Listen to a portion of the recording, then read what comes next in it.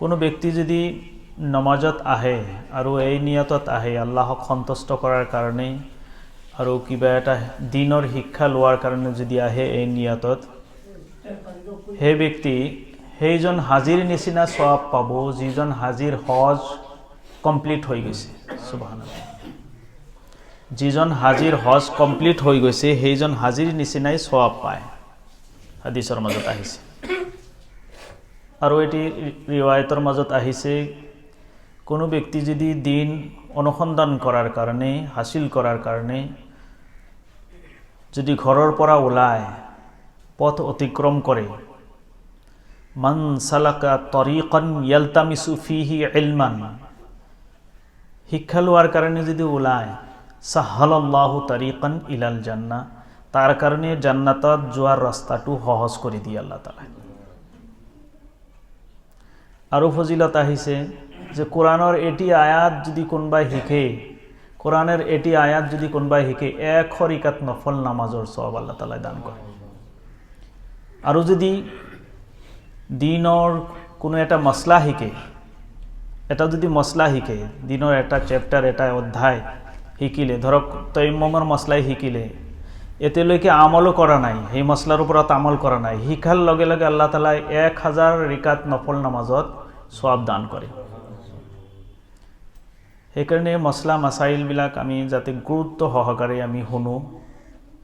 আজি ইয়াতে নামাজ পঢ়িলোঁ, কালি বুলি তাতে যাম, এই যেটা ট্ৰেডিশ্যন যিটো চলি আছে যে নামাজ ক'ত পঢ়িলে ভাল হয়, এটা ধাৰাবাহিকতা থাকিব লাগে যে মই কিবা এটা অৰ্জন কৰি আছোঁ, কিবা এটা শিকি আছোঁ, এইটো আমাৰ হেবিট হ'ব লাগে। খালি মনৰ ৰুচি অনুযায়ী চলিলে নহয়। আমি সাধাৰণতে আমি য'ত যি ভাল বস্তু পোৱা যায় সেইটো লোৱাৰ কাৰণে আমি চেষ্টা কৰিব লাগে। আপোনালোকে নিশ্চয় অৱগত আছে যে ইয়াতে মছজিদত সপ্তাহত এদিন আমাৰ তফসিৰ হয়।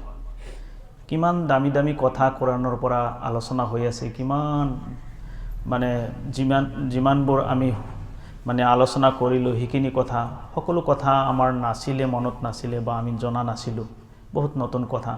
প্ৰতিদিন বৃহস্পতিবাৰ ৰাতি আমি যদি কোৰআন পঢ়িব পৰা নাই, কোৰআন যদি ৰিড কৰিব নোৱাৰোঁ, পঢ়িব নোৱাৰোঁ, কমচে কম শুনিবতো পাৰিম, কোৰআন শুনিব পাৰিম। কোৰআনৰ ভিতৰত কি আছে সেইখিনি আমাৰ চকুৱে কেতিয়াও দেখা নাপালে, জীৱনৰ শেষ বয়সলৈকে আমাৰ কাণটোৱেও শুনা নাপালে, ব্যৱস্থা আছিল শুনাৰ কাৰণে। সেই ব্যৱস্থাৰ কাৰণে যদি আমি পিছুৱাই থাকোঁ, তেনেহ'লে আল্লাহৰ ওচৰত আমি কি জবাব দিম?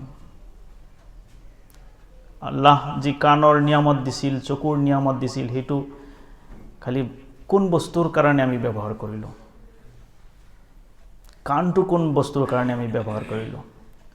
গতিকে মই অনুৰোধ কৰিম, আপোনালোকক ৰিকুৱেষ্ট কৰিম, যাতে যদি সময় ওলাব পাৰে, ভাল সময় যদি ওলাই আমি অলপমান সময় দিব পাৰোঁ, দিনৰ অকমান যদি সময় আমি দিব পাৰোঁ, কিঞ্চিত কৰি আমাৰ বহুত জনা হ'ব, আমি বহুত জানিব পাৰিম। আল্লাহ তাআলা আমালোকক তৌফিক দান কৰক, আমিন। মই আলোচনা কৰি আছিলোঁ মাসাইল। আজিৰ মছলাত লৈ আহিছোঁ তকবীৰে উলা। তকবীৰে উলা কি? তকবীৰে উলা যি কাক কোৱা হয় সেইটো লৈ আলোচনা কৰিম, আৰু ইয়াৰ ফজিলত কি।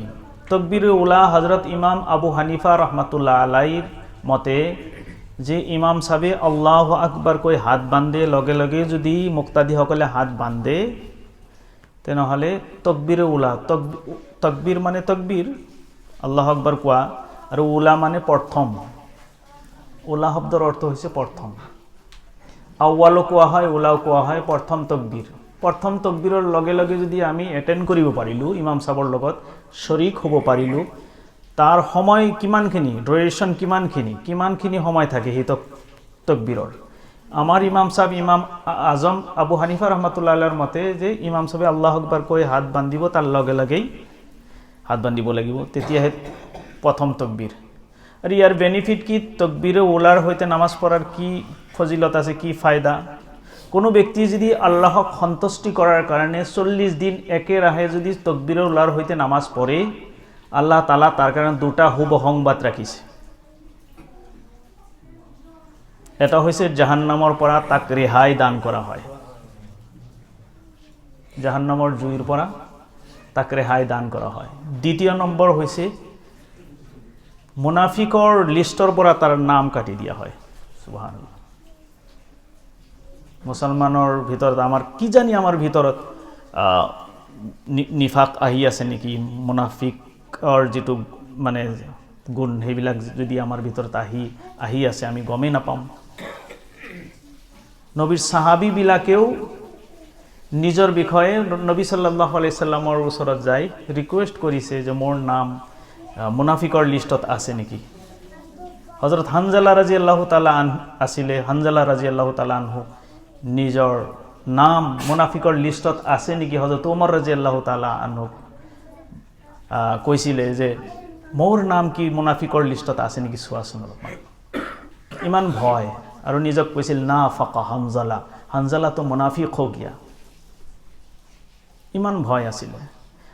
আমি যদি তকবীরে উলাৰ সৈতে নামাজ পঢ়ো সেই লিষ্টৰ পৰা আমাৰ নাম কাটি যাব, অৰ্থাৎ মুনাফিকৰ যি পানিশমেণ্ট আছিল সেই পানিশমেণ্টৰ পৰা আমি বাচি যাম আখিৰাতত শাস্তিৰ পৰা। মুনাফিকৰ পানিশমেণ্ট সম্পৰ্কে কোৰাণৰ ৫ম নম্বৰ আয়াতৰ ৫ম নম্বৰ পাৰাত আল্লাহ তাআলা হেকত উল্লেখ কৰিছে, ইন্নাল মুনাফিকিনা ফিদ দাৰকিল আসফালি মিনান নাৰ, নিশ্চয় মুনাফিক যিসকল তাক জাহান্নামৰ একেবাৰে নিম্ন স্থানত নিক্ষেপ কৰা হ'ব। নাউজুবিল্লাহ। তো মুনাফিকৰ লিষ্টৰ পৰা আমি নামটো কাটিব পাৰিম যদি আমি তকবীৰে উলাৰ সৈতে, তকবীৰে উলা বুজিব লাগিব। তকবীৰে উলা কাক কয়? তকবীৰে উলা ইমাম আবু হানিফাৰ মতে যে প্ৰথম তকবীৰ ইমাম সাহেবে কোৱাৰ লগে লগে হেতুক লগে লগে যদি ক'ব পাৰিছোঁ, এটেন্ড কৰিব পাৰিছোঁ, তেনেহ'লে তকবীৰে উলা পালোঁ আমি। আৰু ইমাম সাহেবাইনৰ নজদিক ইমাম ইউসুফ আৰু ইমাম মুহাম্মদ ৰহমতুল্লাহ আলাইৰ মতে যে তকবীৰে উলা কোৱা হয় ছানা পৰালৈকে। এটা অংশত আছে ছানা পৰা সম্পৰ্কে কৈছে, ছানা পৰালৈকে। আৰু এটা ৰিৱায়তৰ মাজত আহিছে যে সূৰা ফাতিহাৰ আধালৈকে থাকি যায় টাইম।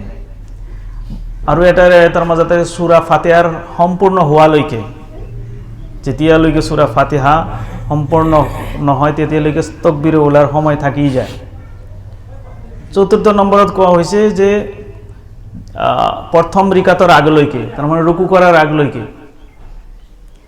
আৰু যিটো বেহতৰ বুলি কোৱা হৈছে, যিটোৰ ওপৰত বেছি ৰায় আহিছে সেইটো হৈছে ৩ নম্বৰটো, অৰ্থাৎ সূৰা ফাতিহাৰ লৈকে, সূৰা ফাতিহাৰ শেষলৈকে তকবীৰে উলাৰ সওয়াব আল্লাহ তাআলাই দান কৰে। তো আমি চেষ্টা কৰিম ইনশাআল্লাহ নামাজত অংশগ্ৰহণ কৰিম আমি তকবীৰে উলা যিটো সূৰা ফাতিহা ইমাম সাহেবে শেষ কৰা নাই তাৰ আগতেই যাতে আমি এটেন্ড হ'ব পাৰোঁ, আমি যাতে নামাজত হাজিৰ হ'ব পাৰোঁ। যদি 40 দিন আমি একেৰাহে কৰিব পাৰোঁ তেনেহ'লে জাহান্নামৰ জুই আমাৰ কাৰণে হাৰাম হৈ যাব। ইমাম প্ৰসংগে এটা মছলা যে ইমাম সাহেব এই মেহৰাব যিটো ৰেখা হৈছে, যেহেতু মছজিদ নিৰ্মাণ কৰা হ'ব এইটো আমাৰ খেয়াল কৰিব লাগিব। মেহৰাবৰ ভিতৰত নামাজ পঢ়িলে কি হয় আৰু বাহিৰত পঢ়িলে কি হয় দেখা যায়। ময়ো আপোনালোকে লক্ষ্য কৰে যে এইটো মই টানি এইফালে লৈ আহোঁ কেতিয়াবা, বা ইমামসকলে লৈ আহে, কেতিয়াবা দেখা পাওঁ যে ভিতৰতে আছে জায়নামাজ। ভিতৰত নামাজ পঢ়াটো মকৰুহ হয়, ভিতৰত নামাজ পঢ়াটো মকৰুহ হয়। বাহিৰত ভৰিত কদম যাক কোৱা হয়, ভৰি দুইটাই বাহিৰত থাকিব লাগে। বাহিৰ মানে এইটো ৱালৰ মছজিদৰ এৰিয়া বুজায়, আৰু ইয়াৰ পৰা ইয়ালৈকে মেহৰাব বুজায়, মেহৰাব বুলি কোৱা হয়। মেহৰাবৰ ভিতৰত থিয় হ'ব নালাগে ইমাম সাহেবৰ। আৰু ভিৰৰ কাৰণে এইকাৰণে মছলাটো আলোচনা কৰা হয় যে সকলোৱে জানক কথাবিলাক, চবৰ কাৰণে জনাত দৰকাৰ, আৰু ইজি হয়, ইমাম সাহেবৰো আমল কৰা ইজি হয়। বা কোনোবাই যদি এনেকৈ ভুল কৰিছে কাণে কাণে কৈ দিলেই হ'ল, কাণে কাণে যদি কৈ দিয়ে যে আপোনাৰ জায়নামাজটো অলপমান ঠিক কৰি লওক, তেনেহ'লে ভুলবিলাক নহ'ব, মকৰুহ হৈ যাব নহ'লে। আৰু ভিৰৰ কাৰণে ভিতৰতো পঢ়িব পাৰিব। যদি খুব ভিৰ হৈছে তেতিয়া যেনেকৈ আমাৰ ইয়াতে জাগাৰ অসুবিধা হয়, কেতিয়াবা ভিতৰত পঢ়িবলগীয়া হয়, ভিতৰত পঢ়িব পাৰিব। নামাজৰ মুছল্লিসকলক কেতিয়াবা দেখা যায় মুখ ঢাকি নামাজ পঢ়ে। মুখ ঢাকি নামাজ পঢ়া মকৰুহ হয় যদি কোনো কাৰণ নাথাকে। কাৰণ কেনেকুৱা? হামি আহি থাকে বাৰ বাৰ, সেইকাৰণে মাস্ক লগাই লৈছে, অসুবিধা নাই। চৰ্দি আছে, কাহ আছে, জ্বৰ আছে, কিবা বেমাৰ আছে, তাৰ কাৰণে মাস্ক লগাইছে, চাদৰেদি মুখ ঢাকি লৈছে, ঢাকি ল'ব পাৰে। অযথাই এনেই লাজ কৰে বা অলপ ঠাণ্ডা লাগিব, ঠাণ্ডাৰ দিন চলি আছে, চাদৰ দি ৰুমাল দি, গাঁৱলীয়া এৰিয়াত চাব আপোনালোকে এনেকুৱা ৰুমাল বান্ধিব, মুখ চুখ ঢাকি বান্ধি ঠাণ্ডাৰ কাৰণে বচাৰ কাৰণে, এইটো মকৰুহ হয়, মুখ ঢাকি ল'ব নালাগে। আৰু নহৰু বা কেঁচা পিঁয়াজ খাই মছজিদত আহে, এইটো মকৰুহ হয়, নিষেধ হয়। নহৰু বা কেঁচা পিঁয়াজ নহয়, ৰান্ধি ভাৰি খাই আহিছে, সেইটোৰ কাৰণে কোনো অসুবিধা নাই। মুখৰ দুৰ্গন্ধ থকাৰ কাৰণেই আচলতে নিষেধ কৰা হৈছে।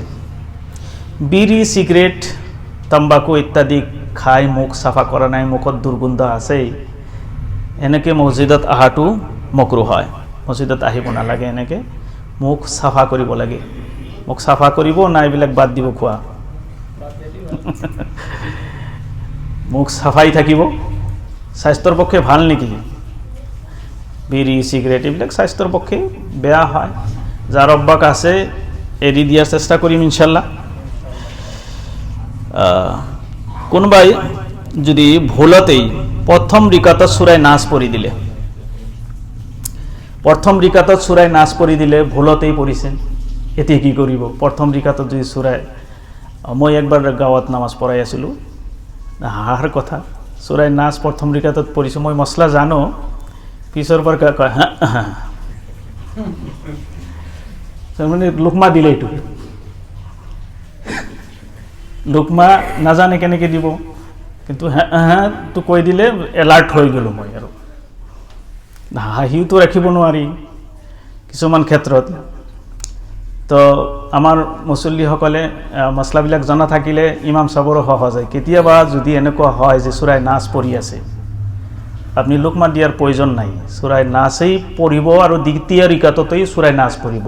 অকল ইমাম চাব বুলি কথা নহয়, আপুনি অকলে অকলে নামাজ পঢ়ি আছে, আপোনাৰ পাহৰি গৈছে, সূৰাই নাচ ফাৰ্ষ্ট ৰিকাততেই পঢ়ি দিলে, ছেকেণ্ড ৰিকাতত সূৰা নাচেই পঢ়িব। এইটো এটা মছলা।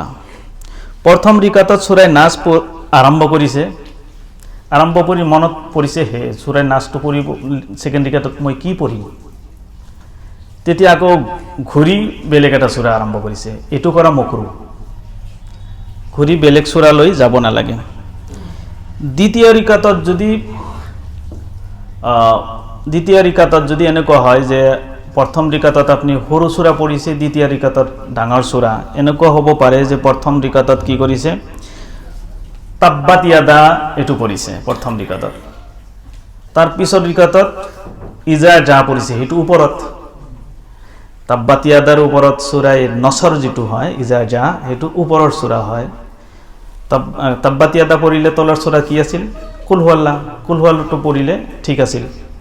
তো কি কৰিলে, প্ৰথম অৱস্থাত তাব্বাত পঢ়িলে আৰু তাব্বাত পঢ়াৰ পিছত আকৌ ঘূৰাই